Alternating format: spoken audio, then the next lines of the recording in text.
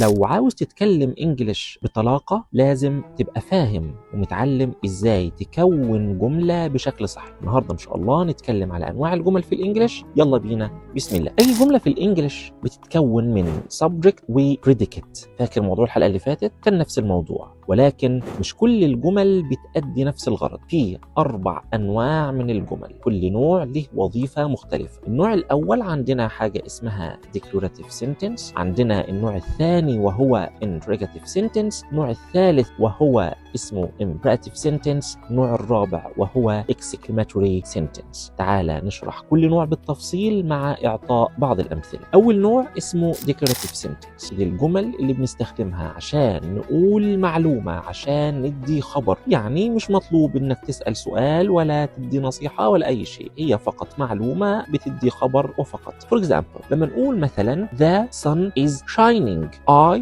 love learning English، we have a test tomorrow. كل الجمل دي لو انت ركزت فيها هتلاقيها عبارة عن subject و predicate، وطبعا اخرها full stop or a period. لازم اخرها يكون نقطة اللي بنقول عليها full stop او period. وزي ما وضحنا من شوية ان النوع ده من الجمل مش مطلوب انك تسأل ولا بتنصح احد ولا اي شيء، هو فقط اعطاء معلومة. النوع الثاني من انواع الجمل وهو اسمه interrogative sentence، يعني الجمل الاستفهامي، وطبعا من اسمه فده في اخر الجملة لازم تستخدم question mark، يعني علامة استفهام. يعني for example مثلا لما بقول لك what's your name، do you like coffee، do you like pizza، كل الاسئلة هذه لازم تستخدم، او كل الجمل هذه لازم تستخدم في اخرها question mark. لكن take care، خلي بالك ولازم تكون فاكر وعارف كويس جدا ان الاسئله في الانجليش نوعين 2، حاجه اسمها yes or no questions، حاجه اسمها WH questions. يعني yes or no questions اسئله بيجاب عنها ب yes or no، او WH question اسئله بتبدا ب WH، زي مثلا what where when how how much how many الى اخر هذه الكلمات اللي بتعبر عن السؤال. النوع الثالث من الجمل في الانجليش وهو imperative sentence، ودي الجمل اللي بنستخدمها لإعطاء الأوامر أو لطلب النصح. يعني مثلا لما أقول والله close the door، open the window، clean your room إلى آخر هذه العبارات أو الجمل. ولاحظ إن النوع ده من الجمل مش بيكون موجود فيه subject، مش موجود فيه فاعل.